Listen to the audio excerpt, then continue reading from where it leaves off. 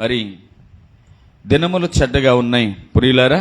గమనించాల్సిన విషయం ఏంటంటే ఆదివారాన్ని సెలవు దినంగా ఇప్పుడు దాకా మనం చూస్తూ ఉన్నాం.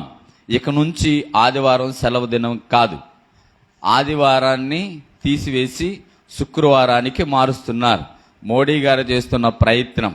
అయితే దినాలు చెడ్డగా ఉన్నాయి. గమనించాల్సి ప్రతివారు ఏంటంటే ఇది క్రైస్తవుల దినమంట. ఈ క్రైస్తవుల దినాన్ని మార్చటమే మోడీ గారి యొక్క ఉద్దేశమేమో మనకు తెలియదు. కానీ ఒక మాట చెప్పాలంటే ప్రజల్ని ఓటు అడిగేటప్పుడు అందరూ వచ్చి అడుగుతారు. ఏదన్నా మార్పు చేర్పులు చేసేటప్పుడు మాత్రం వాళ్ళే నిర్ణయం తీసుకుంటారు.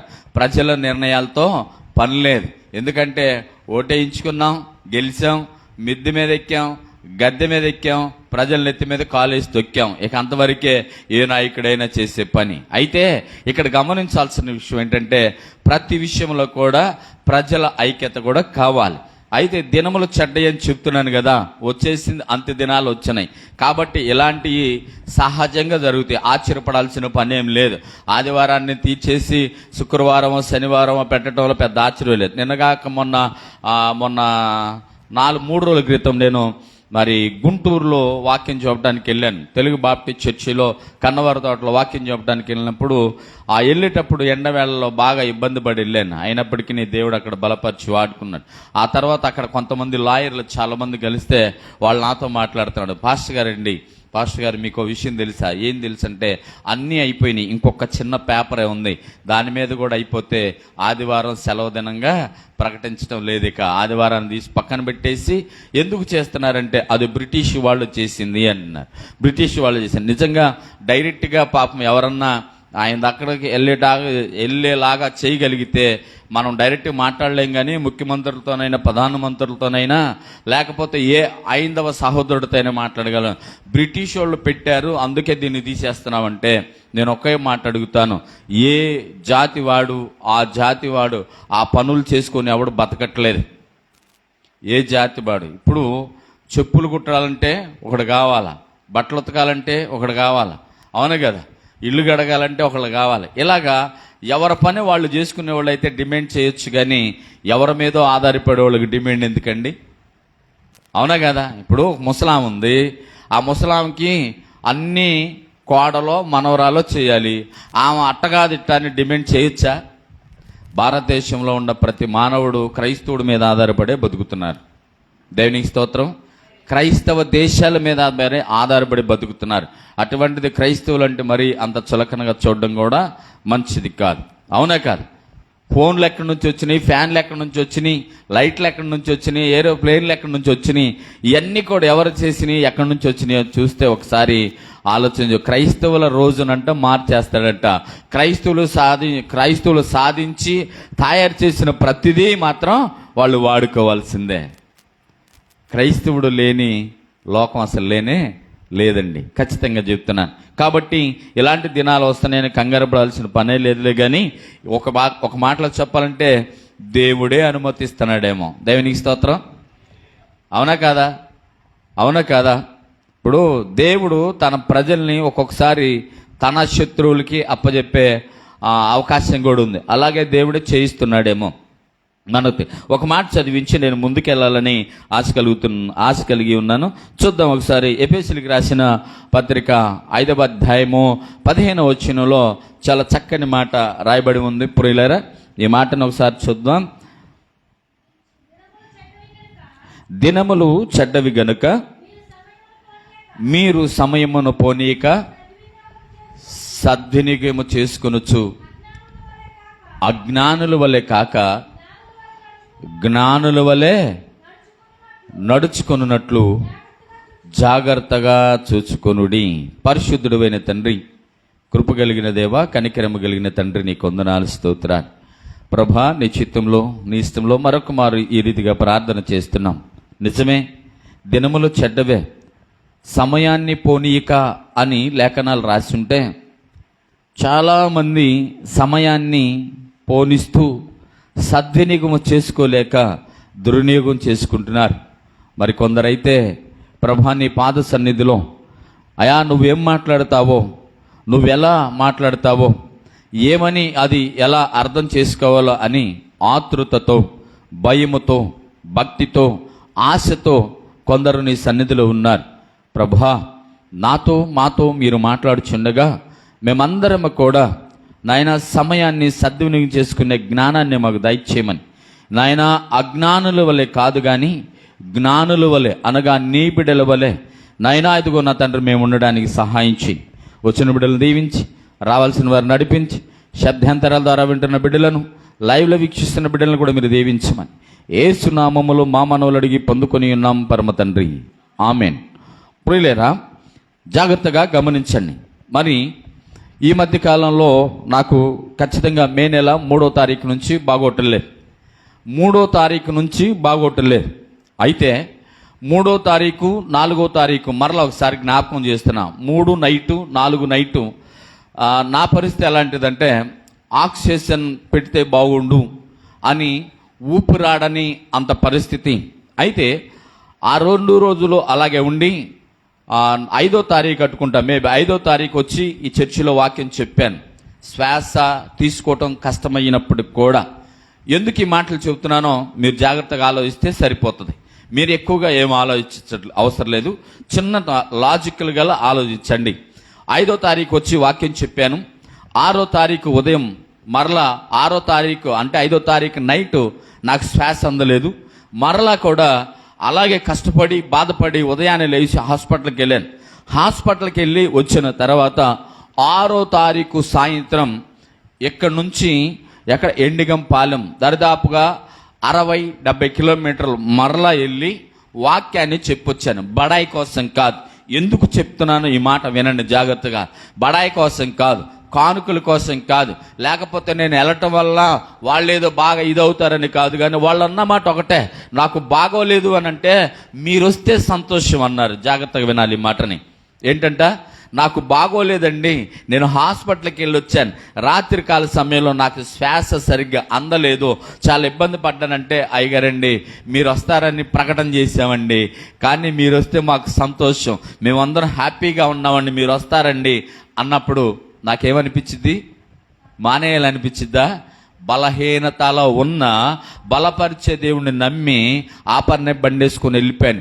ఎందుకు ఈ మాట చెబుతున్నానంటే సమయమును పోనీక సద్వినియోగం చేసుకోండి, అజ్ఞానుల వలె కాక జ్ఞానము కలిగి ఉండండి. చాలా జాగ్రత్తగా గమనించండి ప్రియులారా.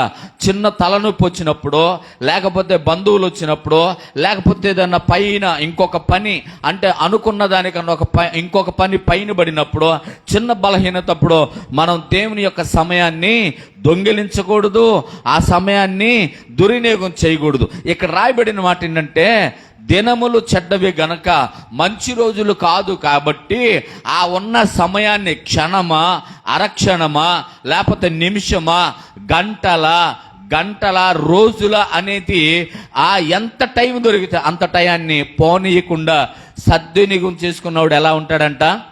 జ్ఞానుల వలె ఉంటారు. నేను ఒక ప్రశ్న, మీరు బాధపడొద్దు కానీ మంచిదే. బాధపడితే ఈ నెలలో అంటే గత నెలలో ఎన్ని వారాల మందిరాలకు వచ్చారు? గత నెలలో ఎన్ని వారాల మందిరాలకు వచ్చారు? ఎంత సమయాన్ని సద్వినియోగం చేసుకున్నారు? ఎంత సమయాన్ని దుర్వినియోగం చేసుకున్నారు? మీకు అర్థమవుతుందా నా ప్రశ్న? అర్థమవుతుందా?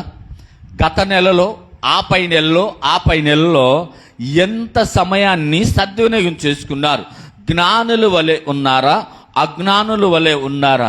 సమయమును పోనీయక సద్వినియోగం చేసుకోండి అనంటే సమయాన్ని పోనిస్తున్నారా, పోనీయకుండా సమయాన్ని దాచుకుంటున్నారా, సమయాన్ని వాడుకుంటున్నారా అని ఇక్కడ లేఖనాలు మిమ్మల్ని ప్రశ్నిస్తున్నాయి. నేను కాదు, నేను ఒక మాట చెప్తున్నాను.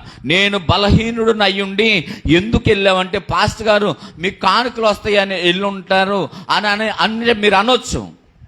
కానీ నా ఉద్దేశం ఎప్పుడు ఒకటే, అవకాశం వచ్చినప్పుడల్లా దేవుని ఇచ్చిన అవకాశాన్ని సద్వినియోగం చేసుకోవాలి. దేవునికి స్తోత్రం. నిన్న ఉదయకాల సమయంలో దిండుపాలెలో మెసేజ్ చెప్పాలి. నేను హాస్పిటల్కి వెళ్ళాలి, మరలా నిన్న చెకప్కి వెళ్ళాను. చెకప్కి వెళ్తే వెళ్ళేటప్పుడు నేను పెందలాడే వస్తే కొంచెం డాక్టర్ గారు చూడగానే వచ్చి వాక్యం చెప్పొచ్చు అని ఆశతో వెళ్ళాను. అక్కడికి వెళ్ళిన తర్వాత డాక్టర్ గారు 1 గంటకు వస్తాను. ఎన్నిసార్లు నేను బాధపడ్డాను, ఎంత బాధపడ్డాను, సమయాన్ని పోగొట్టుకున్నాను. నేను వస్తా వాక్యం చెప్పి కదా రావాల్సింది, వాక్యం చెప్పొస్తే బాగుండేదని ఎన్నిసార్లు అనుకున్నానంటే డాక్టర్ గారి మీద చాలా కోపం వచ్చింది. ఎవరో పక్కన వాళ్ళు అడిగితే ఆ పిచ్చోడు ఇంకా రాలేదన్నాను నేను. నిజం ప్రియులేరా. ఎందుకు ఆ మాట అంటే నేను సమయాన్ని సద్వినియోగం చేసుకోలేకపోయాను. నిన్న చాలా బాధపడ్డాను. మా ఇంటి మీద కూడా కోపం వచ్చింది. నువ్వు అడిగే పని లేదా వాళ్ళని, ఏ టైంకి వస్తారు ఏంటంటే, ఏ టైంలోనన్నా రమ్మన్నారు డాడీ అంటున్నాడు. ఏ టైంలోనన్నా రమ్మంటే ఉదయం రమ్మనే కదా అంటే నిజంగా నేను పడిన బాధ. ఎందుకు ఈ మాట అని చెప్తున్నానంటే, కొద్దిగా సమయం ఉన్నప్పుడు దేవుని మాటలు ప్రకటిస్తే ఆ కొద్ది సమయంలో ఎవరికైనా ఒక్కరికి ఆ మాట వారికి తగిలితే వాళ్ళ జీవితాలు మారతాయి. దేవునికి స్తోత్రం. ఏమని ఉంది ఇక్కడ? దినములు చెడ్డవి గనుక సమయమును పోనీయక సద్వినియోగము చేసుకొనుడి. అజ్ఞానుల వలె కాక జ్ఞానుల వలె నడుచుకొనున్నట్లు జాగ్రత్తగా చూసుకొనుడి. జాగ్రత్త చూసుకుంటారా? మరి చూసుకుంటారా? ఇక నుంచి జాగ్రత్త చూసుకుంటా ఉన్న వాళ్ళు చేయొద్దండి. చేతులు ఎత్తటం కాదు, ఇది తీర్మానం చెప్తున్నాను. జాగ్రత్త. మీరందరూ దేవుడి దగ్గర చేతులు ఎత్తుతున్నారు తెలుసా? మీరందరూ కూడా ఎవరి దగ్గర? దేవునితో మాటిచ్చారు. ఇప్పుడు భర్తతో మాటిస్తాం పెళ్లిలో. ఏమని? వ్యాధి యందు, బాధ యందు, ఆరోగ్యమందు, ఐశ్వర్యమందు ఇవన్నీ ఏం చేస్తామంటే వదిలిపెట్టినాం. ఎవరి ద్వారా? దేవుడి మీద ప్రమాణం చేసి కదా. ఈ రోజున తీర్మానం చేసుకున్నా, నీవు సద్వినియోగం చేసుకుంటానని చెయ్యెత్తి ప్రమాణం చేసిన వాడితో సమానం. కాబట్టి సమయాన్ని సద్వినియోగం చేసుకొని జ్ఞాని వలె ఉంటావో. అజ్ఞాని అంటే ఏంటంటే పశువులతో సమానం, అంతేగా? పశువుతో సమానం. అలాగుంటావో ఇక ప్రశ్న నీది, ఆ సమాధానం నీది, ఆలోచన కూడా నీది. రండి వాక్యంలోకి వెళ్దాం. నేను ఊరికే ఆ మాటను ఎందుకో నాకు దేవుడు అలా బయలుపరిచాడు, ఆ మాటను ప్రేరేపిస్తే నేను చదివించాను. రండి ఇప్పుడు సమయాన్ని సద్వినియోగం చేసుకుంటే ఏమవుతుంది? రండి రోమీయులకు రాసిన పత్రిక 4వ అధ్యాయము 4వ వచనాన్ని ఒకసారి చూద్దాం. రోమీయులకు రాసిన పత్రిక 4వ అధ్యాయము 4వ వచనాన్ని చూద్దాం. సమయాన్ని సద్వినియోగం చేసుకుంటే ఏమవుతుంది? అమ్మా, పని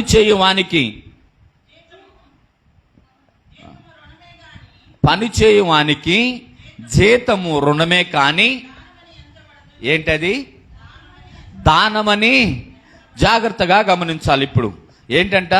పని చేయువానికి జీతము రుణమే.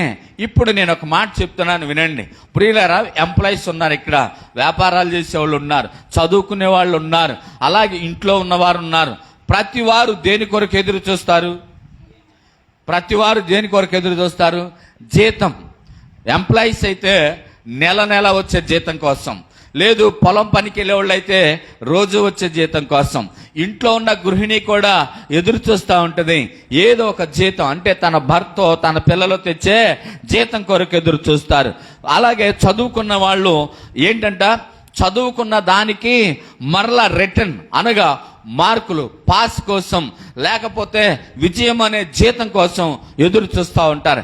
ఇలా ప్రతి మానవుడు కూడా, భూమి మీద ఉన్న ప్రతి మానవుడు ఎవరైనా సరే, స్త్రీ అయినా పురుషులైనా లేకపోతే చంటి పిల్లలైనా, అంటే ఊహదలిచిన పిల్లలు, ప్రతి వారు కూడా ఏదో ఒక జీతం కోసం ఎదురు చూస్తూనే ఉంటారు. ప్రియులారా, అందరూ ఎదురు చూస్తున్నారు, మంచిదే, కాదనట్టు లేదు.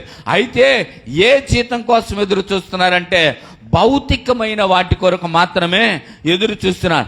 ఇక్కడ రాయబడిన మాట ఏంటంట, పనిచేయువానికి జీతము రుణమే కానీ దానం మాత్రం కాదు. ఇప్పుడు నేను ఒక మాట చెప్తున్నాను, ఇందాక చెప్పాను కదా, సమయాన్ని పోనీయక సద్వినియోగం చేసుకున్నవాడు ధన్యుడు. ఒక మాటలో చెప్పాలంటే వాడు ఏమైంది, పని చేసిన వాడికి జీతం ఉంటుంది. అలాగే సమయాన్ని సద్వినియోగం చేసుకున్న వాడికి ఎంత ఉపయోగం ఉంటుందో, దేవుని పనిని చేసిన వాడికి జీతం ఉంటుంది. నువ్వేం దానం చేయవసరం లేదు దేవునికి. దేవుడు నీ కొరకు ఏం దాచిపెట్టాడంట? జీతం. ఆ జీతం ఏందంట? నిత్య రాజ్యములో స్థానం. దేవునికి స్తోత్రం, హల్లెలూయా. ఎక్కడట? నిత్య రాజ్యములో స్థానం నీకు ఇచ్చాడు. నిత్య జీవములో నిన్ను ఉంచడానికి సిద్ధమయ్యాడు. దేవుని పని చేసావా? ఏ పని చేసావు? ఉదయం వచ్చి తలుపులు తీసి ఊడ్చావా మందిరాన్ని? ఏం పర్వాలేదు, పని చేసావు కాబట్టి నువ్వేం దానం చేయని అవసరం లేదు. ఆయన నీకు జీతం ఇస్తాడు. సాపలేసావా? జీతం ఇస్తాడు. లేకపోతే బూజు ఎక్కడన్నా పడితే తుడిచావా? జీతం ఇస్తాడు. తపలా వాయించావా? జీతం ఇస్తాడు. పాటలు పాడావా? జీతం ఇస్తాడు. బైబిల్ చదివావా? జీతం ఇస్తాడు. నీ రుణము ఏది ఆయనకు అవసరం లేనే లేదు. ఆయనకు నువ్వు రుణపడి ఉంటావు ఎంత చేసినా కూడా. దేవుని స్తోత్రం, హల్లెలూయా. ప్రియులారా, గమనించండి. ఏ పని చేసావు? కష్టపడి నేను బాగా కేకలేసావు, అయితే ఉందా నీకు జీతం? లేదు. పాట పాడా, జీతం ఉంది. ప్రార్థన చేశా, జీతం ఉంది. పరిచర్య చేశా, జీతం ఉంది. సేవకులను ఆదరించా, జీతం ఉంది. లేకపోతే దారిని పోయే వాళ్ళకి దానం చేశా, జీతం ఉంది. పని చేసిన వాడికి ఏముంది? జీతం ఉంది. జాగ్రత్త. పని చేయని వాడికి జీతం ఉండిద్దా? ఏంటంట? జాగ్రత్తగా గమనిస్తే పని చేయువాడికి ఏముందంట? జీతము రుణమే. అంటే నువ్వు నెలంతా పని చేస్తే ఎక్కడ ఉంటుంది నీ డబ్బులు? రోజు రోజు ఇస్తారా నీకు? ఇవ్వరు. ఎప్పుడు ఇస్తారు?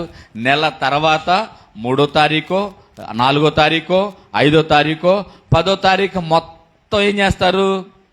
నువ్వు చేసిన రుణాన్ని నీకు ఇచ్చేస్తారు. ప్రియులేలా, దేవుడి దగ్గర కూడా, దేవుని పని కూడా, దేవునితో కూడా నువ్వు ఉంటే ఏంటంటే నీ రుణం ఆయన ఏమి ఉంచుకోడు. ఎందుకంటే నీలాంటి వాళ్ళు రుణం ఉంటే గబక్కన అక్కడ కూడా మాట్లాడతారంట, నేనే నీకు ఇచ్చా అని. నేనే నీకు ఇచ్చానయ్యా. ఏమి ఇచ్చావంటే నేను ఇలేదమ్మన్నా అని పోట్లాడతారేమోనని ఆయన ఏం చేస్తాడంటే నీ రుణాన్ని ఆయన ఉంచుకోడు. అయితే నువ్వెంత పని చేసి ఎంత సంపాదించుకున్నావో అది తెలుసుకో ఫస్ట్ ఆఫ్ ఆల్. అర్థమవుతుందా? ఇప్పుడు పొలం పనికి వెళ్ళే వాళ్ళకి కాంట్రాక్ట్ పని వచ్చింది అనుకో. కాంట్రాక్ట్ పని అంటే ఇదివరకు నేను పెద్ద పరిమి ఆ ఏరియాలో కలుపులకి వెళ్ళాను. నా అనుభవాన్ని చెప్తున్నాను, వినండి. చిన్నప్పుడు కలుపు తీయటానికి వెళ్ళాను. కలుపు తీయటానికి వెళ్తే బాగా బీడు భూములు వెళ్ళే ఉండేవి.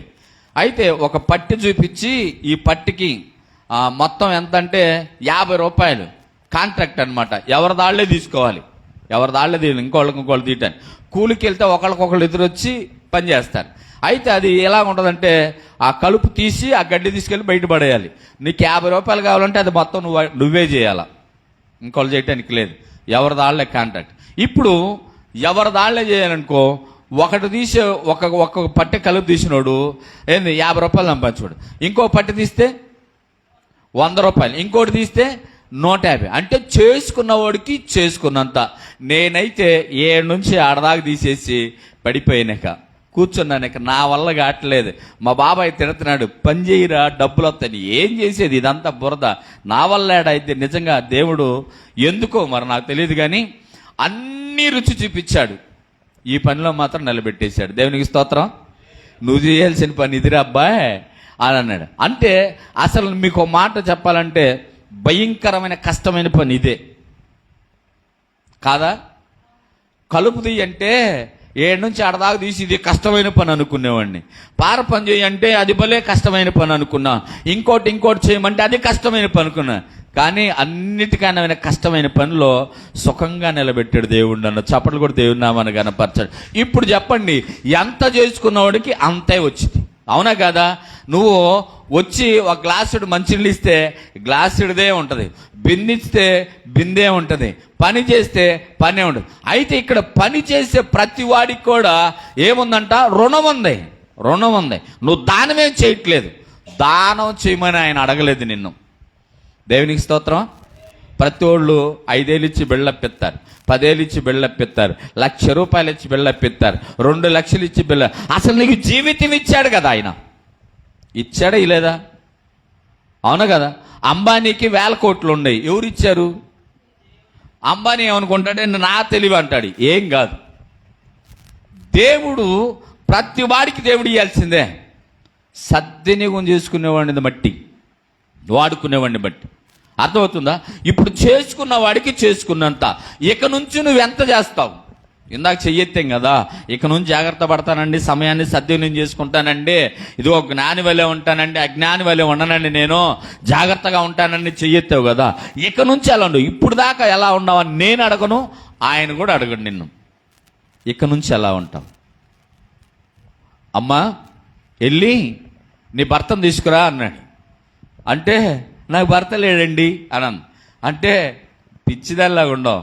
5 ఉన్నారు, 6వాడు ఇప్పుడు ఉన్నాడు, ఆడు కూడా నీ భర్త కాదు, పోయిరాపో అన్నప్పుడు ఆమె ఏమంది? ఎవరు, నువ్వు చూసావా, నీకు తెలుసా అని అనందా? తొండి చేయలే. ఎందుకు ఈ మాట చెబుతున్నానంటే, ఆమె అప్పుడు దాకా ఎలాగన్నా ఉండని, అక్కడి నుంచి తన స్థితి మార్చుకుంది, చరిత్ర సృష్టించింది. చప్పలు కూడా దేవుని నామాన్ని గణపరుచుకుందాం. అప్పుడు దాకా ఎలాగన్నా ఉండని, అక్కడ దాకా వచ్చిన ఆమె అక్కడి నుంచి స్థితి మార్చుకుంది, చరిత్రను సృష్టించింది. బైబిల్లో తనకంటూ ఒక ప్రత్యేకమైన పేజీ, పరలోకం తనకంటూ ప్రత్యేకమైన ఒక స్థానాన్ని సంపాదించుకుంది. మరి నీ పరిస్థితి ఇప్పుడు దాకా ఎలా ఉన్నావు నాకు తెలీదు, అవసరం లేదు కూడా. ఇక నుంచైనా నువ్వు అన్నావు ఇందాక చేయెత్తి, ఇదిగో నేను జ్ఞాని వలె ఉంటా, జ్ఞానరాలు వలె ఉంటా, ఇదిగో నేను సమయాన్ని సద్వినియోగం చేసుకుంటా. దినములు చెడ్డాయి కాబట్టి సమయం దొరికినప్పుడల్లా దేవుడి నామాన్ని గణపరుస్తా. అంటే ఆ గణపరిస్తే వచ్చేది ఏంటంట? ఏమొచ్చేది ఇప్పుడు? జీతం. నువ్వు దానం చేయవసరంలా, నీ రుణం నీదే. 2వ మాట చదువుదాం రండి, 2వ మాటలకు వెళ్దాం. అదే రోమీయులకు రాసిన పత్రిక 6వ అధ్యాయం 23వ వచనాన్ని చూద్దాం. రోమీయులకు రాసిన పత్రిక 6వ అధ్యాయము. ఎలయనగా పాపము వలన జీతము, పాపము వలన వచ్చు జీతము మరణము, అయితే దేవుని కృపావరము ఏంటంట? మొదటి మాట చదువుతారా మళ్ళీ? యాలయనగా పాపము వలన వచ్చు జీతము మరణము, అయితే దేవుని కృపావరము మన ప్రభు అయిన క్రీస్తు యేసునందు ఏంటంట? చాలా జాగ్రత్తగా గమనించాలి. పాపము వలన వచ్చేది మరణం, అయితే ప్రభు అయిన, అర్థమవుతుంది, యేసు క్రీస్తు నందు నిత్య జీవం. జాగ్రత్తగా గమనించండి. కృప కాని దాన్ని అయ్యేలాగా చేసేది, అసాధ్యం అనుకున్నది సాధ్యపరిచేది, నీ వలన కానిది పాపము నీకుగా నువ్వు తీసివేసుకోలేవు. కాబట్టి నీ పాపాన్ని తీసేసేది దేవుని కృప. నీ పాపాన్ని నీవు మోయలేవు.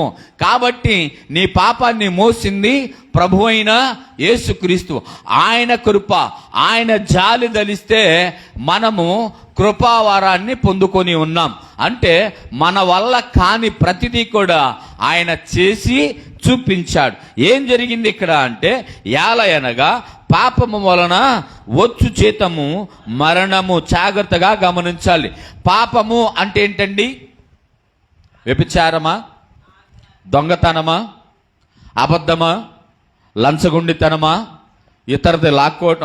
ఇతరులు తీసుకొని కాదని చెప్పటమా, లేకపోతే ఇంకేంటి? పాపం పాపం పాపం అంటే మనము అది నేను చేయలేదుగా అంటాం. ఎలాగంటే సుంకరి అలాగే పరిసయ్యుడు ఎక్కడికి వెళ్ళారట? ఏమండి మెలుకుకోండి కథ. దేవాలయానికి వెళ్ళారా? వెళ్తే ఏం జరిగింది అక్కడ? ప్రార్థన చేస్తున్నారు. ప్రార్థన చేసేటప్పుడు పరిసయ్యుడు బెల్లపు ప్రార్థన చేశాడంట. బెల్లప్పు, అవునా కాదు? బెల్లప్పు ప్రార్థన. అయ్యా, వారంలో నేను 2 రోజులు ఉపవాసం ఉంటా, ఇదిగో లేనోడికి ఆహారం ఇస్తా, నేను అది చేస్తా ఇది చేస్తా, ఇదిగో ఈడికిలాగా అన్నాడట. ఈడికిలాగా, జాగ్రత్త గమనించాల. ఈడికిలాగా నేను పాపిని కాదు, నేను దొంగను కాదు నేను అన్నాడు. జాగ్రత్తగా గమనించాలి. ఇక్కడ మన స్థితిగతులు అంటే ఆయన ఏం చేశాడు? అక్కడ పాపం చేశాడు. ఏం పాపం చేశాడు? ఇతరుని దూషించి పాపం చేశాడు. నేను ఇటువంటి వాడిని కాదు. పాపం అంటే మర్డర్ చేయటం కాదు. అట్టని చెప్పేసి ఏం పర్లేదని అనుకుని చేశారు. అట్ట చేయమాకండి, విషయం చెప్తున్నాను.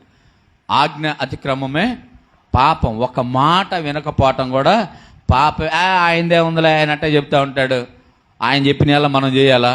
నీ ఇష్టం అది. లేఖనాలు చెప్తున్నాయి ఇక్కడ, నీ ఇష్టం అది. తెలిసిన వారు చెప్పినది చెయ్యకపోవటం కూడా పాపమే, బైబిల్ చెప్పింది చెయ్యకపోవటం కూడా పాపమే. చాలామంది పాస్టర్ గీత దాటరు, అది కూడా పాపంలో చేస్తారు. కొంతమంది మంచి పని అనేది చేయమన్నా కొంతమంది చేయలేరు. ఎందుకని? అది కూడా పాపమే. పాపం అంటే అలాంటి పరిస్థితి. ఆ పాపము నుంచి, మరణం నుంచి మనల్ని తప్పించిన వాడు ఎవరంట? ప్రభు అయిన యేసుక్రీస్తు. ఇది దేవుని ప్రణాళిక అని రాయబడి ఉన్నది. అయితే దేవుని కృపావరము మన ప్రభు అయిన క్రీస్తు యేసునందు నిత్య జీవం. ఏం జీవం అంట? ఎవరినందు? ప్రభు అయిన ఈ క్రీస్తు యేసునందు నిత్య జీవం అన్నంట. జాగ్రత్తగా గమనించాలి. నీలో ఉండ ఆ ఆలోచన. ఏ ఆలోచన? లెక్కలేనితనం, లేకపోతే వినని తత్వం, పట్టించుకొని ఆలోచన, అలాంటి ఏమైనా ఉంటే తీసివేసుకో. నిత్య జీవంలో ఉంటావు. దేవుని స్తోత్రం. ఎక్కడుంటాం? పాపం అంటే ఏదో అని అనుకోమాకండి. పాపం అంటే మాట వినకపోవటమే. మాట విన్నావా? నిత్య జీవంలో ఉంటావు. వినకపోతే ఏడుంటావు? నిత్య నరకం అని పక్కనే ఒకటి ఉంటుంది, అక్కడే ఉంటావు ప్రియులారా. కాబట్టి ఆలోచన చేయండి. మన పాపముల వల్ల మరణం వస్తే, క్రీస్తు త్యాగము వలన ఏమొచ్చిందంట? జీవితం, లేకపోతే నిత్య జీవం. కాబట్టి ఇది ఆలోచించమని ప్రభు పేరిట మనం చేస్తున్నాను. రండి ఇంకొక మాట చెప్పి నేను ముగింపులోకి వెళ్తాను. 1 కొరింథీయులకు రాసిన పత్రిక 3వ అధ్యాయము 8వ వచనంలో ఇలా రాయబడి ఉన్న ఈ మాటను ఒకసారి చూద్దాం. 3:8. 1 కొరింథీయులకు రాసిన పత్రిక ఒకటే. ప్రతివాడు ఏంటంట? ఏమంటున్నాడు? నాటువాడును నీరు పోయేవాడును ఒక్కటే. ప్రతివాడు తాను చేసిన కష్టము కొలది జీతము పుచ్చుకొనును. ఆ కింద మాట కూడా చదవండి. మేము దేవుని జత పనివారమై ఉన్నాము, మీరు దేవుని వ్యవసాయమును, దేవుని. చాలా జాగ్రత్తగా గమనించి, అసలు ఈ మాట నాకు భలే ఆశ్చర్యంగా అనిపించింది చదివినప్పుడల్లా. ఏముంటాం? మనం ఏమై ఉన్నామంట? జత పనివారేనా? మీరందరూ జత పనివారేనా అమ్మా? పోనీ మీరేమై ఉన్నారు? దేవుని జత పనివారై ఉన్నారా? ఆలోచించండి. ఏం లేదు, నేను వేరే అనట్లేదు. ఒకసారి ముసుకేసుకో, తల మీద ముసుగులేసుకోండి. ఇప్పుడు చెప్పండి, మరొకసారి చదువుకుందాం ఆ మాట. తొందర ఏం లేదు. మేము జత పని వారమై ఉన్నాము, దేవుని జత పని వారమై ఉన్నాము, మీరు ఉన్నారు. చాలు. ఇప్పుడు ఏంటి? మీరు ఎక్కడున్నారు అమ్మా? మనం ఎక్కడున్నాం? మేము అనే మాట అక్కడ విభజించబడింది, మీరు అనే మాట విభజించబడింది. ఇప్పుడు మేము దేవుని జత పనివారు. ఎవరితో పని అంట? వాళ్ళకి దేవునితో జత కట్టబడి పని చేస్తూ ఉన్నారంట. దేవుని మాటను ఉన్నట్టుగా బోధించేవారు వాళ్ళు. మీరు అన్నారు కదా, మీరు ఏమై ఉన్నారు అమ్మా? అంటే అర్థం ఏంటి? జాగ్రత్తగా గమనించాలి. ప్రతి మాటను కూడా మనం గమనిస్తే, మీరు అనేటప్పటికీ సంఘం, దేవుని వ్యవసాయం అనగా అభివృద్ధి. దేవుని స్తోత్రం. చప్పట్లు కూడా దేవుని నామాన్ని కనపడ. అభివృద్ధి. ఇత్తనం వేస్తే ఏమొస్తుందంట? వ్యవసాయం చేస్తే ఏమొచ్చిందండి? నువ్వు వేసేది 40 మానికలు బియ్యం అయితే, 40 మానికలు వడ్డీ అయితే 40 బస్తాలుగా వస్తున్నాయి. అర్థమవుతుందా? ఏమవుతున్నావు? దేవుని వ్యవసాయం అయి ఉన్నావు. నువ్వు అభివృద్ధి అయి ఉన్నావు. నువ్వు సంఘములో లేదా కుటుంబంలో నువ్వు అభివృద్ధి. లేదు దేవుని గృహమై ఉన్నారు. నీ దేహము దేవుని ఆలయమని నువ్వు ఎరగలేదా? నువ్వు దేవుని ఇల్లు అయి ఉన్నావు అంటే దేవుడు నీలో నివాసం చేస్తాడట. దేవునికి స్తోత్రం. అర్థమైందా మీకు అసలు ఈ మాట? ఒకటి అభివృద్ధి, రెండోది దేవునికి నీ నివాస స్థలమై ఉన్నావు. నువ్వు ఏమై ఉన్నావమ్మా? దేవుని గృహమై ఉన్నావు, నివాసమై ఉన్నావు. దేవుడు నీలో నివసించే ఒక ప్రత్యేకమైన స్థలము నీలో ఉందట. ఆకాశము, మహాకాశము పట్టజాలని దేవుడు. ఆకాశము భూమి మీద ఎక్కడ ఎంత మందిని కట్టించినా చాలని దేవుడు. ఎక్కడుంటానంటున్నాడు? నీవు దేవుని గృహమై ఉన్నావు. చూసావా ఎంతండి మన హృదయం? ఎంతండి? ఎంత? దానిలో ఎవరు ఉంటారంట? దేవుడు ఉంటాడు. ఎంత అద్భుతం! మీకు అర్థం కావట్లే ఈ మాటలు. మీరు చాలా జాగ్రత్తగా గమనించాలి. అపోస్తుడైన పౌలు అక్కడ అంటున్నాడు, మేము దేవుని జత పని వారం, మీరు అభివృద్ధి అయ్యి ఉన్నారు. వాక్యం చెప్తుంది. ఎంతమంది ఇప్పుడు ఎంతమంది కూర్చొని ఉన్నారు కదా? ఆలోచించండి ఒకసారి. పనివాడు అంటే జత పనివాడి కన్నా అభివృద్ధి పడుతుంది ఎవరు? దేవుని జత పనివాడు వివరించడానికి కాపరు ఒక్కడే ఉంటాడు. సంఘం ఏమవుతా ఉంది? అభివృద్ధి ఫలిస్తూ ఉంది. కుటుంబాలు ఫలిస్తున్నాయి, సంఘాలు ఫలిస్తున్నాయి. అర్థమవుతుందా? గ్రామాలు ఫలిస్తున్నాయి. కారణం ఏంటంటే మీరు ఫలించే వ్యవసాయం. అలాగే దేవుని నివాసం ఎంత అద్భుతంగా పోల్చాడు చూడండి అక్కడ. అవునా కదా? దేవుడు మాలో నివసించాడు అన్నాడా ఆయన? మీలో అన్నాడు. హల్లెలూయా! అద్భుతాలు అయ్యాయి. అది నీకే, అది నాకే, మనకే, మన సంఘానికే, మన గ్రామానికి, మన దేశానికి. ఏమంటున్నాడంటే మీరు వ్యవసాయమై ఉన్నారు, అలాగే మీరు దేవుని నివాస స్థలములై ఉన్నారు, ఆయన గృహములై ఉన్నారు మీరు. కాబట్టి దేవుణ్ణి నీలో ఎంత దాచుకోగలవు, దేవునిలో నువ్వు ఎంత అభివృద్ధిలోకి రాగలవో ఆలోచించి. సమయమును పోనీక సద్వినియోగం చేసుకున్నాడు. దేవుని గృహం అవునుగాక, దేవుని వ్యవసాయం అవునుగాక, దేవుని ద్వారా అభివృద్ధి పొందుకొనుగాక. జ్ఞానుల వలె ఉండండి, అజ్ఞానుల వలె కాదు ప్రియులారా. ఏం చదివారు మీరు? ఏం చదివారండి? కాదు ఇప్పుడు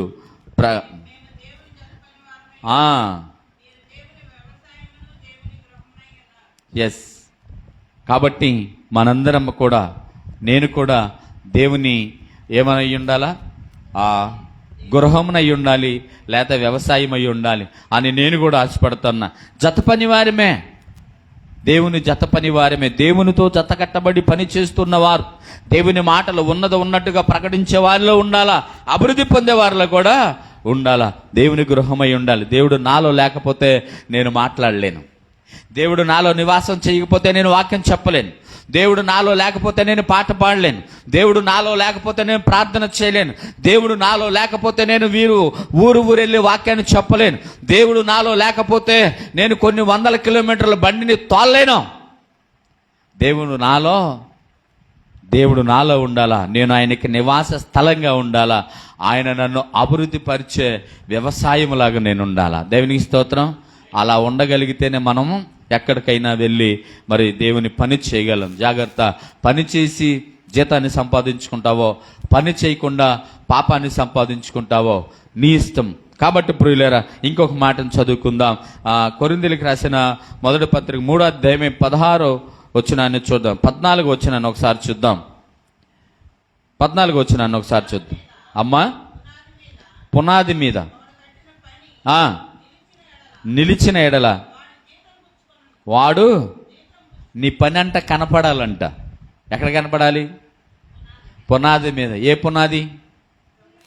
ప్రభు అయిన యేసు అనే పునాది మీద కనపడాలి. ఇప్పుడు ఇక్కడ గోడ కట్టాను, ఇల్లు వేసానండి అంటే ఏం కనపడాలి? గోడ కనపడాలిగా, ఇల్లు కనపడాలిగా. అట్ట కాకుండా కట్టేసా, వేసేసా, కావాలంటే చూసేసుకో అంటే ఏముంటుంది?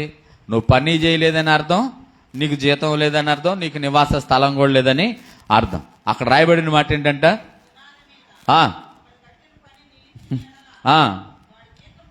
వాడు జీతం పుచ్చుకొను, నువ్వు నీ పని కనపడాలంట. దొంగలకు దాక్కొని నేను పని చేశా. ఇదివరకు మరొకసారి గుర్తు చేశాడు దేవుడు.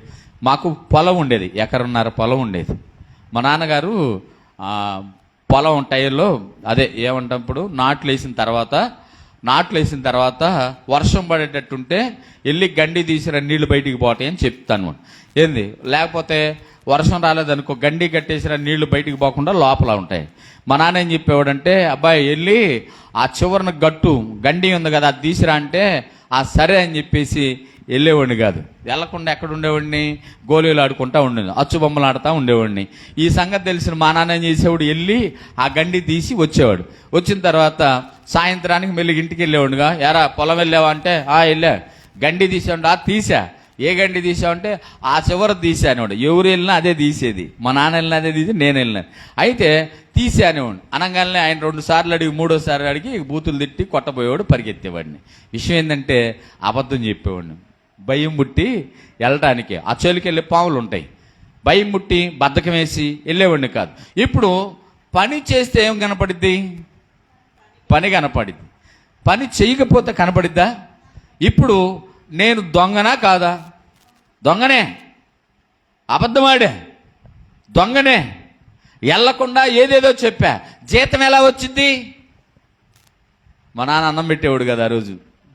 ఇప్పుడు చెప్పు, మా కన్న తండ్రి మేము గనుమికి గాడి తీయకపోతేనే అన్నం పెట్టేవాడు కాదు. ఇప్పుడు చెప్పు, నిన్ను సృష్టించిన దేవుడు, నీకోసం ప్రాణం పెట్టిన దేవుడు, నీకు పని చెప్తే ఆ పని రోజుకు నిర్లక్ష్యపరుస్తున్నావు. నీకు అన్నం పెట్టొచ్చా?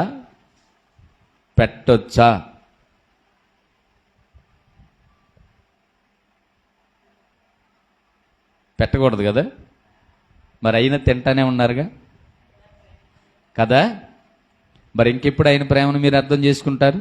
ఆయన ప్రేమిస్తున్నాళ్లే అని పని చేయకుండా జీతం ఎలా ఆశిస్తారు? ఎంత బాగా ప్రేమించే భర్త అయినా సరే ఎదురుగా కూర్చుంటే భార్య ఏదో ఒక రోజు అనేది, ఎన్నాళ్ళు కూర్చుంటావురా బాబు ఎదురుగా, పోయి పని చేసుకురా. నువ్వు నా ఎదురుగా నేను నీ ఎదురుగా కూర్చుంటే బువ్వ రాదు. అవునా? ప్రేమించి చేసుకున్నా, లేకపోతే పెద్దలు కుదిరి చేసుకున్నా, ఎలా చేసుకున్నా ఏం చేయాలా? పని చేయాలా. పని చేస్తే సాయంత్రానికి కాసిన బియ్యం కొండలోకి వెళ్తే కాస్తంత అన్నం కడుపులోకి వెళ్తుంది. అంతేనా కదా? అట్ట కాకుండా భార్య ఎదురుగా కూర్చొని నువ్వంటే నాకు ఇష్టం అని వీళ్ళిద్దరు అనుకున్నారనుకో, బొవ్వేవుడు పెడతాడు. అంతేనే కదా? జాగ్రత్త ప్రియులారా, ఎంత ప్రేమించినా భర్తనేవాడు పని చేయాల్సిందే. అర్థమవుతుందా? నిన్ను ఆయన ఎంత ప్రేమించినా నువ్వు ఆయన ప్రేమను మార్చడానికి వీల్లేదు. ఆయన భర్త కన్నా ఎక్కువ ప్రేమించాడు. ఎంత అంటే నీ కొరకు ప్రాణం పెట్టినంత. దేవునికి స్తోత్రం.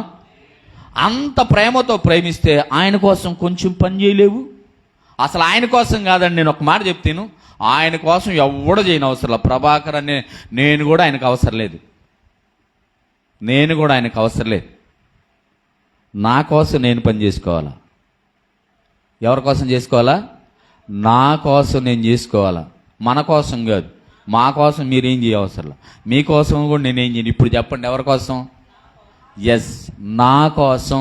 ఎవరి కాళ్ళే నా కోసం. నిజమే, ప్రభు పని నేను చేస్తే ఆయన దగ్గర నా రుణం ఉండిద్ది. ఆ రుణం నాకు ఇస్తాడు. అది ఎక్కడ? నిత్యరాజ్యం, నిత్య జీవం, పరలోక రాజ్యంలో ఆయనతో ఉంటాను నేను. దానికోసం నేను పని చేయాలా. అర్థమవుతుందా? నువ్వు దేనికోసం చేయాలా? దానికోసం పని చేయాలా. నిత్య జీవపు మాటలు ఉన్నాయి ఆయన దగ్గర, నిత్య జీవపు ఓటలు ఉన్నాయి ఆయన దగ్గర. కాబట్టి ఏం చేయాలి మనం? అర్థం అవట్లేదే ఏంటి మీకు? పని చేయాలి. ఎంత పని? నీకెంత పని ఇస్తే అంత పని. ఇందాక అక్కడ అంటే అపోస్తుడు, నాటువాడును నీరు పోసేవాడును ఒకటే. అభివృద్ధి పరిచేదేవుడు దేవుడు. కాబట్టి ఇదిగో వాక్యం చెప్పే నేను, పాటలు పాడే నువ్వు ఒకటే. నిన్నెంత అభివృద్ధి పరచాలో, నన్నెంత అభివృద్ధి పరచాలో దేవుని చిత్తమై ఉన్నది. దేవునికి స్తోత్రం.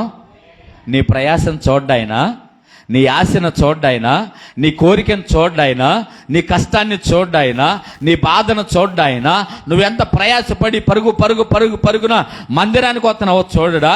నువ్వు పాట పాడే సమయం లేకపోయినా, ప్రభువా నాకు ఆ సమయం లేదే అని బాధపడేది చూడడా. వాక్యం చదవాలని ఆశ కలిగి ఉంది కానీ నేను చదవలేకపోతున్నానే భయం వేస్తుంది చూడడా ఆయన. ఇవన్నీ చూసే దేవుడు ఆయన. ఒకప్పుడు పాట పాడమని అడగకుండా ఉంటే బాగుండు నన్నని తప్పుకుంటా తిరిగేవాడిని మా సంఘంలో, మా ఆత్మీయ తండ్రి దగ్గర. తర్వాత టైం అయిపోతుంది ఎట్టగొట్ట చివరి పాట నా చేత పాడిస్తే బాగుండు అని ఆశతో పరిగెత్తేవాడిని నేను. దేవునికి స్తోత్రం. ఉందా నీకు యాస? అది చూస్తాడు దేవుడు. నేను పెద్ద గొప్పని కాదు, ఆ ఆశను కూడా చూస్తాడు ఆయన. అర్థమవుతుందా? ఇప్పుడు అలా ఆశపడిన తర్వాత అవకాశం దొరకలేదనుకో, ఆయన ఏమంటాడు తెలుసా? పర్లేదు లేరా, జీతం నా దగ్గర ఉంది. నువ్వు ఆశపడ్డావు, అదే కష్టం, అదే పని, ఆ పనికి జీతం నా దగ్గర ఉంది, నీకు ఇస్తా. అదే నిత్యరాజ్యం. దేవునికి స్తోత్రం. జీతం తీసుకుంటావో లేకపోతే ఇంకేమన్నా తీసుకుంటావో అది నీ ఇష్టం. చివరి మాట చదువుకుందా. ప్రకటన గ్రంథం 22 అధ్యాయం 12వ వచనంలో ఈ మాట రాయబడి ఉంది. చూద్దాం ఒకసారి. 22:12 అమ్మా. ఇదిగో త్వరగా వచ్చుచున్నాను, వాని క్రియల చొప్పున. ఏంటంట? ఏమండి నా మాట వింటున్నారా? అందరికి వినపడుతుందా? తీశారా అందరు బైబిళ్ళు? చూసారా? చూస్తున్నారుగా? రైట్. చదువుతున్నారు? ఉందా? చదివేవా? ఇప్పుడు చదవండి. ఇదిగో ఏంటంట? స్టార్టింగ్లో చదివిన మాట ఏంది? దినములు చెడ్డవి, సమయమును పోనీక సద్వినియోగం చేసుకో, అజ్ఞాని వలె గాక జ్ఞాని వలె ఉండి జాగ్రత్త పడు అన్నాడు. చివరి మాట ఏంటి? ఇదిగో త్వరగా వచ్చుచున్నాను, వాని క్రియ చొప్పున ప్రతి వానికి. ఏందంట? ఒక్క మాట అడుగుతాను, చెప్పండి. ఇప్పుడు నీ జీతం ఏంటి? ఒకసారి తలెత్తి అందరు నా వైపు చూడండి. అక్కడ నువ్వు కూడా చూడు. చెప్పండి. ఇప్పుడు ఊరక మనసులో నేను ఒక మాట చెప్తున్నాను. ఇప్పుడు ఒక పాస్టర్ గారు అంటాడు, మా సంఘం అంతా ఎత్తబడిద్దండి అనండి. తప్ప మాట నేను అనను.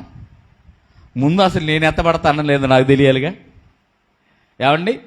ఇప్పుడు ఫస్ట్లో ఉన్న నేను ఎత్తబడతానో లేదో నాకు తెలియాలి. నాది నాకే తెలియకుండా అందరి గురించి నేను ఎలా చెప్తాను? చెప్పలేను. ఇప్పుడు ఎలాగే ఇక్కడ రాయబడిన మాట ఏంటంట? ఇదిగో త్వరగా వచ్చుచున్నాను, వాని క్రియలు బట్టి, వాని క్రియలు బట్టి, నీ పనిని బట్టి. ఇప్పుడు ఒక ఉపాధి ఆమె పనికి వెళ్ళారనుకో, వాళ్ళకి ఇన్ని మీటర్లు తీయాలని ఇస్తారు. ఇస్తే ఒకళ్ళు అరగంటలో తీసేస్తారు. అవునా? ఒకడేం చేస్తాడు? గంటలో తీస్తాడు. ఇంకొకళ్ళు 3 గంటలకు తీస్తారు. ఎందుకు తీయాలా? రూల్ అది. సరే, అది తీసేయండి. ఆ రూల్ నాకు తెలియదు. ఇంకొక లేటుకి తీస్తాడు. ఎందుకు తీస్తాడో దీనికి చెప్తాను. ఒకడు శక్తి కలిగినోడు, ఇంకొకడు మాదిరి కలిగినోడు, ఇంకొకడికి టీవీ రోగమో లేకపోతే ఏదన్నా అలసటో ఏదో ఉంది కాబట్టి నిదానంగా తీసుకుంటాడు. అంటే ఈ మొదట అరగంట తీసినోడికి, గంట తీసినోడికి, 3 గంటలకు తీసినోడికి. కానీ ఇక్కడ ఏమంటున్నాడంటే అందరికి ఒకే జీతం ఇస్తాను అనలా. వాని క్రియలను బట్టి, నీ ప్రవర్తనను బట్టి, నువ్వు చేసిన పనిని బట్టి నీకు ఇస్తాడు. ఇప్పుడు చెప్పండి, నువ్వు ఎంత పని చేసావు, ఎంత సంపాదించుకుంటావు? నిన్ను నువ్వు ప్రశ్న వేసుకుని నాకేం చెప్పవసరలా, నాకు చెప్పవసరలా. నేను ప్రశ్న వేసుకుంటాను, నేను ఎంత పని చేశాను, నాకెంత ఉంటుంది? మీకు అర్థమవుతుందా? నేను నిన్న కూడా ఆలోచించుకుంటా వెళ్తున్నాను. ఇప్పుడు రాత్రి నేను ఇంటికి వచ్చేవరకు దాదాపు 2 అయింది అట్టుకుంటా. నాకు బాగాలేదు. నేను నిన్న మధ్యాహ్నం మా బావగారు, మా చిన్నత్తగారు అబ్బాయి కారు వేసుకుని వస్తే ఇక్కడ నుంచి దిగి అంత దూరం నడిచాను. నడిస్తే కొంచెం అలసట వచ్చింది. డాక్టర్ గారి దగ్గరికి వెళ్ళి నేను ఇదే మాట చెప్తున్నాను. చెప్పిన తర్వాత మరలా ఆయన కారు ఎక్కించుకున్నాడు. కారు ఎక్కించుకొని నేను అన్నాను, నన్ను ఇక్కడ దించేసి నువ్వు వెళ్ళిపో, అత్తమ్మ కూడా ఉంది, బాగా లేట్ అవుతుంది, మేము వెళ్ళేదన్న తినే. నువ్వు నడవద్దని చెప్తున్నాడు డాక్టర్ గారు, నీకు తెలియట్లేదా? నేను అటు తిప్పి తీసుకొని వస్తాను. నేను నడవాల్సింది ఏడు నుంచి రోడ్డు అంతా. అంటే ఆయన నన్ను నీకు నడవద్దని చెప్తున్నాడు కదా డాక్టర్ గారు, నడుస్తావేంది? నేను అటు తిప్పి తీసుకొస్తా, అక్కడ దించుతా, ఏం తింటారో చెప్పండి అని అలా మాట్లాడుతూ వెళ్తా ఉన్నాడు. నేను తర్వాత అక్కడ నుంచి మింటూని ఇంటికి పంపించేసి భోజనం చేసుకొని ఎంగళాయపాలెం వెళ్ళాను. సిలువుకి కొంత అది తగ్గింది, సిలువుకి రెడ్ది అట్ట ఉంటుంది కదా, తగ్గింది, తీసుకొచ్చాను. అక్కడ నుంచుంటే రాత్రి నా ఒక్కడ కోసం దరిదాపు 8 మంది 9 మంది ఆడే ఉండి 12 గంటల దాకా పని చేస్తానే ఉన్నారు. పాపం 7-8 మంది, ఎవరో మామూలుగా పని చేసేవాళ్ళు కాదు, వాళ్ళందరూ రౌడీ చీటర్లో మామూలుగా ఏదైనా చిన్న చిన్న వ్యాపారాలు చేసుకునేవాళ్ళు. అలాంటి వాళ్ళందరూ ఉంటే నేను ఆలోచిస్తున్నాను, ఏమని ఆలోచిస్తున్నాను అంటే, ఎందుకు నాకు ఈ బిల్డప్? ప్రభు దగ్గర మార్కులు కొట్టేయడానిక, లేకపోతే జనాల చేత శబాష్ అనిపించుకోవడానిక? లైవ్లో మాట్లాడుతున్నాను నేను, వినండి జాగ్రత్తగా. నన్ను నేను ప్రశ్న వేసుకుంటున్న సందర్భం అది. నా భార్య ఇంటికి వెళ్ళగానే బాగాలేదు కదా, ఎందుకు నువ్వు ఇప్పుడు దాకున్నావంటే నేను ఆమెనేమనాలి?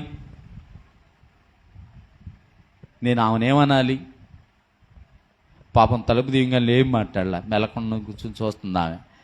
ఎందుకు ఏమన్నా అన్న కూడా ఏదో ఒకటి అంటాడు, మనకి ఎందుకు లేని విషయం ఏంటంటే, నన్ను నేను ప్రశ్న వేసుకుంటా. ఏమనంటే, దేవుడి దగ్గర మెప్పు కోసమా, మనుషుల దగ్గర మెప్పు కోసమా, దేనికోసం పనిచేస్తున్నాను? నేను అప్పుడు ఆలోచిస్తా, నేను దేనికోసం పనిచేస్తాను నాకు తెలియదు, కానీ నా పని నేనేమేం చేస్తున్నానంతా ఆయనకి తెలుసు. ఇప్పుడు నాకు ఎంత జీతం ఇవ్వాలో అంత జీతం ఇచ్చేది ఆయన, నేను లెక్క చెప్పాల్సింది ఆయనకి. నీ పరిస్థితి ఏంది ఆలోచన చేయి, నీ పరిస్థితి ఏంది ఆలోచన చేయి. ప్రభువు నీ కొరకు ప్రాణం పెట్టాడు, నీకు జీవితాన్ని ఇచ్చాడు, జీతాన్ని ఇచ్చాడు, నిత్య జీవాన్ని దాచిపెట్టాడు. ఆయన నీకు వారసత్వాన్ని ఇచ్చాడు, శిష్యరికాన్ని ఇచ్చాడు. ఆయన ఎన్నో అన్నగా నీకు తోడుగా ఉన్నాడు, అండగా ఉన్నాడు, అన్నగా ఉన్నాడు. అన్ని విషయాల్లో ప్రభు నీ కొరకు త్యాగానికి సిద్ధంగా ఉన్నాడు. మరి నీ త్యాగం ఏంటి, నువ్వేంటి ఆలోచన చేయి. నేను ఆలోచించా, ప్రభువా నేను ఈ త్యాగం నాకు బాగోలేదు, నాకు హార్ట్ ప్రాబ్లం అన్నారు, తర్వాత కిడ్నీ ప్రాబ్లం అన్నారు, ఏ ప్రాబ్లం వచ్చినా నేను బెళ్ళప్పిస్తున్నాను నీ కోసం. భక్తుల్లాగా బెళ్ళప్పించే భక్తి అయితే నేను చేయనయ్యా, చేయొద్దు కూడా. కష్టమో నష్టమో నీకోసం చేసే పని అయితే నేను చేస్తా. జీతం ఆ టైంలో నేను వస్తూ ఉంటే నాకు 1-2 సార్లు అనిపించింది, బాగా లేట్ నైట్ అయిపోయింది, ఏదన్నా ప్రాబ్లం అయితే ఏంటి, మా ఆవిడ ఇలాగనిద్ది, మా అబ్బాయి ఇలాగంటాడు, నా మాట వినలేదని. ఎవరైనా అంతేగా అనేది. జారి పెడతావు జాగ్రత్త అన్నప్పుడు గబక్కన వెళ్ళావు, మంచి చెప్పింది అన్నావా నువ్వు, ఎనవు రెట్టమాతం అంట. కానీ అదే ఏం కాకపోతే ఏందండి. అయితే రాత్రి కూడా ఒక చిత్రం ఏంటంటే, నా ఫోను అన్ఎక్స్పెక్టెడ్గా ఎట్టగా ఫ్లైట్ మోడ్లో పడిపోయింది. ఇకేం కలవరం మొదలయ్యింది. ఆయనకి ఏమైందో, ఏమైపోయాడు నాకు తెలియదు. ఫ్లైట్ మోడ్లో పడిన సంగతి ఇంటికి వచ్చి 1:30 చూశాను. ఆమె అంటుంది, నీ ఫోన్ కలవట్లేదండి, ఎవరో ఫోన్ చేస్తే నాకు వచ్చింది అని అంటే, నేను మనసులో అనుకున్నా, ఫోన్లో ఇది ఒక ఫెసిలిటీస్ ఉంది, నా నెంబరు నాది బ్లాక్ అయింది అనుకో, ఎవరు నాకు చేసినా ఆమెకి వెళ్ళిపోయింది ఫోను, అది కూడా నా నెంబరేలే, ఆ నెంబర్కి వెళ్ళిపోద్ది ఫార్వర్డ్ చేసినట్లుగా. అప్పుడు చూసుకున్నాను నేను, ఎంత కంగారు పడి ఉంటుందో పాపం ఆమె కదా. మామూలుగానే కంగారు ఎక్కువ, ఫోన్ అయిపోతే జాగ్రత్త. అయితే నేను అనుకున్నాను, ఫోన్ ఆపాలన్నా ఊపిరి ఆపాలన్నా ఆయనకే సాధ్యం. దేవునికి స్తోత్రం. దొడ్లోకి వెళ్ళి నవ్వుకుంటున్నా, నేను స్నానం చేస్తా. ఏమని? ఫ్లైట్ మోడ్లో పడింది నాకు తెలియదు. మానవుడు ప్రాణం పోయేది కూడా మానవుడికి తెలియదు. దేవునికి స్తోత్రం. కాబట్టి ఈ లోపే మనం ఏం చేయాలా? పని చేసి జీతాన్ని సంపాదించుకోవాలా. ఆ జీతం ప్రభు దగ్గర చక్కగా దాయబడి ఉంది. నువ్వెంత పని చేస్తావో ఇక నుంచి ఆలోచించుకో. నువ్వెంత పని చేసావో లెక్క వేసుకో. ఇక నుంచి ఎంత చేయబోతున్నావో ఆలోచన చేస్తే దేవుని సన్నిధిలో ఉంటావు, సమయాన్ని సద్వినియోగం చేసుకుంటావు, చక్కగా జ్ఞానవంతుడిలాగా ఉంటావు, జాగ్రత్తగా ఉంటావు, నిత్యరాజ్యానికి వారసత్వాన్ని సంపాదించుకుంటావు. దేవుడి కొద్ది మాటలు మన వినికిడిలో దీవించి ఆశీర్వదించును గాక. ఆమెన్. కళ్ళు మూసుకుందాం, ప్రార్థన చేద్దాం. కృప కలిగిన తండ్రి, జాలి కలిగిన దైవమా, నీ కొందనాలు మహోన్నతుడు మా యేసు నాథ, నీకు కృతజ్ఞతాస్తుతులు చెల్లిస్తూ ఉన్నాం ప్రభా. ఇదిగో నా తండ్రి, అలనాడు ప్రభా సిమియోను అను ఒక అతడు ప్రభా అయా నిన్ను చూసి నాథ అని పలికినట్లుగా నాయన మేము కూడా ప్రభా మా నాథుడు అని ప్రభా ఇదిగో నా తండ్రి నీ పాద సన్నిధిలో నేను గోజాడుతూ నాయన ప్రార్థిస్తూ ఉన్నాను. కృపగలిగిన తండ్రివి నాయన, నిజంగా జాలి కలిగిన దేవుడు ప్రభా. అయా మేము పని చేసినా చెయ్యకపోయినా అయా ఇదిగో ఆయుష్ అనే జీతం ఇక్కడ ఇస్తూ ఉన్నావు. అయితే పని చేస్తే నిత్యరాజ్యం అనగా యుగయుగాలు ఉండే స్థలాన్ని మాకు ఇస్తానున్నావు. అన్నిటికి మించి నీ మనసులో మాకు చోటు ఉంటుంది ప్రభా. అయా నీ వాక్యము ద్వారా మమ్మల్ని బలపరచావు ప్రభా. ఈ వాక్యము మా కొరకు సిద్ధపరిచినందుకు వందనాలు. సమయమును పోనీక సద్వినియోగం చేసుకుంటే ఏమొచ్చింది అంటే జీతం వచ్చింది. ఆ జీతమే నిత్య జీవం. కాబట్టి ప్రభా మేమందరం కూడా అయా ఒళ్ళు దాచుకొనుక, తెలివి దాచుకోక, ధనము దాచుకొనుక, బలము దాచుకొనుక, నాయన మాకున్న సమయాన్ని దోచుకొనుక ప్రభా చక్కగా సద్వినియోగం చేసుకునే భాగ్యాన్ని మా అందరికీ దయచేయమని యేసు నామమున అడుగుచున్నాము తండ్రి. ఆమేన్.